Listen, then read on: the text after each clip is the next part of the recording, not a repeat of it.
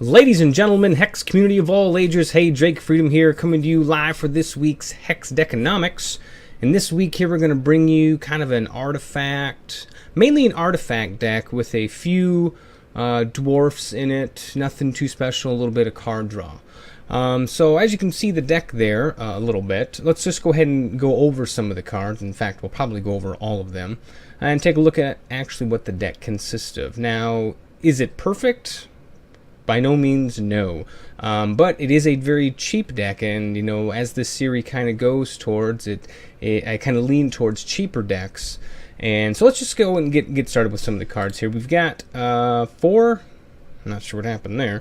We got 4 Gearsmiths, and this is basically, hopefully you get this in your opening hand to find some of your artifacts and bring their cost down by 1.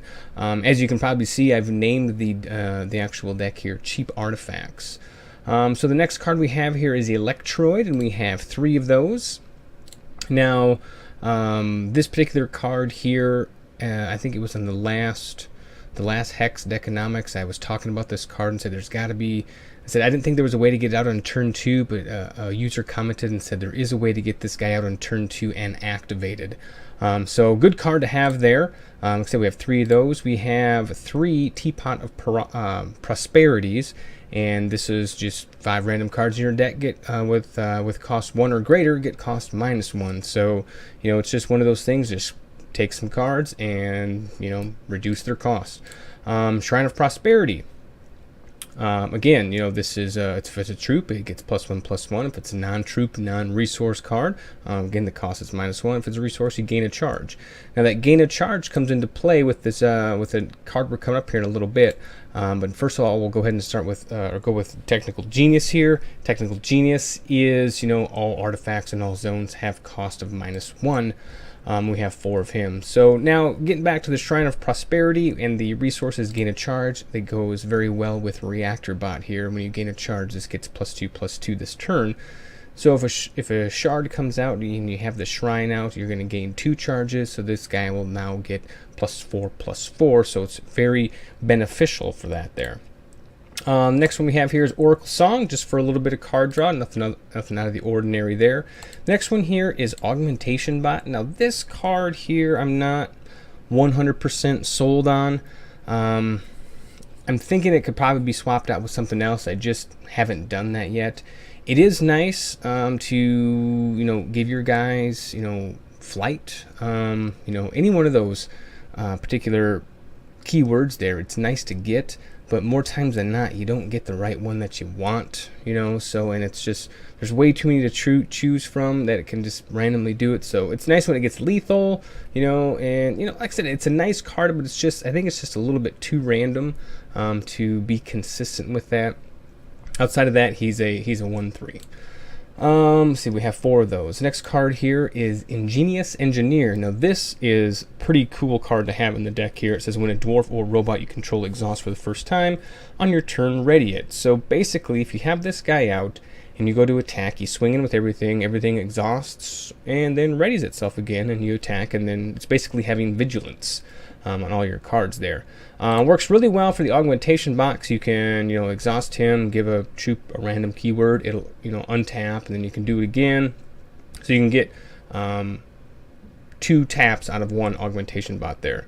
It also goes well with, is it Hex? Does Hex Engine work with that too? Dwarf? Nope, doesn't work with Hex Engine. But anyway, we got 2 Hex Engines in here. And if you have like Technical Genius out, or if this was one of the cards that got -1 somewhere along the line, you can get him up pretty cheap, and you can gain 2 resources by just exhausting him. So it's a pretty nice card to have in here. You can get some things out pretty quickly for darn near free sometimes. Next one here is Rallying Banner. And this one here is, yeah, it's okay. It says what if you control the human, this costs, you know, -3 in all zones. We're not really worried about that, but what we're worried about though is the Inspire. As a troop with a cost equal to or greater than this artifact's cost enters player in your control, that troop gets +1/+1. So what you're hoping for is that this thing's cost is like 1 or 2 or maybe even 0, and so then everything that comes out is going to get a +1/+1. Next one here is the Sentinel of Nulzan. And he's a double minor socketable 3/3 troop for 5, but our goal is to get him out way sooner than that. Granted, he's only a 3/3, but he does have flight.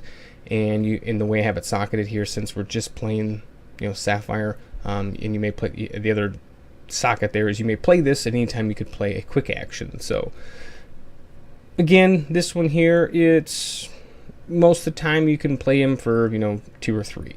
So having a 2 or a 3 for 3/3 with flight, that's not bad. Playing him for 5, just not good, especially with the sapphire sockets there. It's just not that great of stats, but if you can get him out cheaper than that, he works really well. And last but not least, we have 2 Terabots, and I have never played this guy for more than 2 or 3, because we all know this one here is for each dwarf or robot you control, it gets cost -1/-1. So basically, most of the time, this guy you play him for 1 or 0. And then we have 19 Sapphire Shards in the deck, and our champion is Bertram Cragraven. I don't know how you want to pronounce his last name. So that's the cheap artifacts deck. So let's just go ahead and take a shot at it and see what we can do. Now, like I said last time, I don't think I've actually won a game on a HexDekanomics. So let's see if we can maybe change that right now. So I've had pretty good success with this deck. It does have its weaknesses, but we'll see what happens here. Oh, let's see. We do not get to go first. That's fine. Sometimes it's okay being on the draw. So let's see what we have our opening hand with. Not bad. I think we're gonna, we'll go ahead and live with that one there. I do like to see the Gearsmith in the opening hand along with Technical Genius, but since we got the teapot and the shrine with the Technical Genius, I'm gonna keep the hand and play it. Plus we're on draw, so we might draw into Gearsmith. You never know. So standard opening play, Howling Brave for this particular AI. Nothing out of the ordinary there. Didn't get to draw into him, but that's okay. We'll just go ahead and lay down the teapot. And then next turn here, we'll probably go ahead and lay down Technical Genius. Alright, so we're going to take some damage next turn. That's okay. We normally don't attack with the Technical Genius. We just kind of leave him alone. Let him reduce the cost of our artifact cards. So, alright, so let's go ahead and just pass the turn, and we are going to leave it at that and take probably 3 damage here. Maybe 4. I doubt he'll do the attack with a Howling Brave, which he doesn't. That would be kind of dumb. Alright, so 3 damage coming in. That's fine.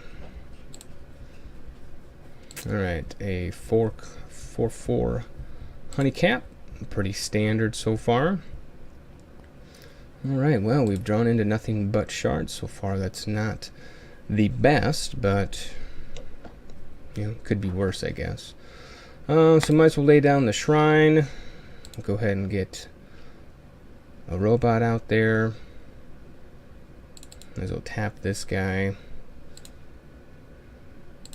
So now we can at least block the 4/4 with our robot to prevent that 4 damage. Don't have to worry too much about it.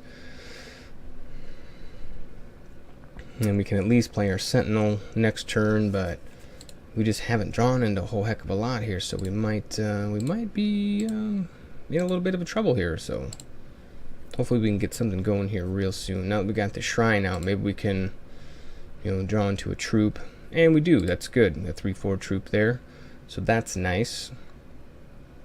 So go ahead and lay that down. Now, should we bring out the Sentinel? Do we bring up? I think we do. Yeah, let's bring him out, and we'll just use him to kill something off if we absolutely have to. Not too terribly worried about it.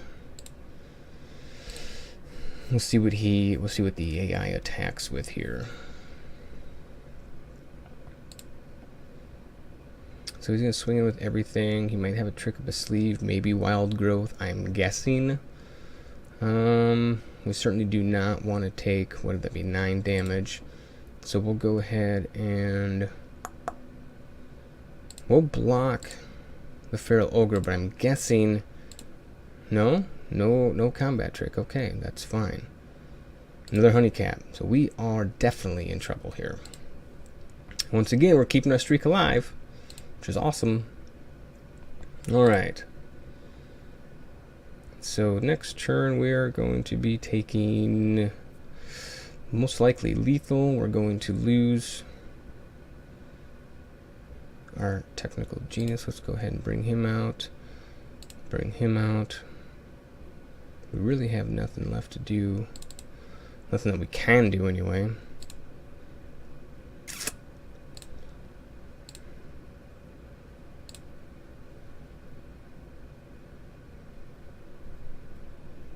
This is not looking good at all. We might have to play another one because this just isn't fair. Block that. 2 left. We don't get anything here. We're gonna. Oh, jeez. Yeah, we're no good now. That's just basically a loss there.